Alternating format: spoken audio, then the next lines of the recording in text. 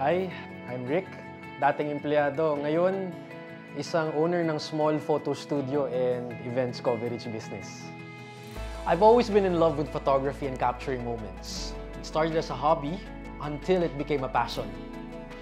So, naisip ko na gawa ng way para pagkakitaan ko yung passion ko. I wanted it to become a business. During my corporate life, sinisimulan ko ng mag-ipon to start this dream. Pero mahirap. Dahil enough lang yung kinikita. And then there's bills, unexpected gastos at kung ano-ano pa. I knew from there na kailangan kong maghanap ng ibang paraan to start my business.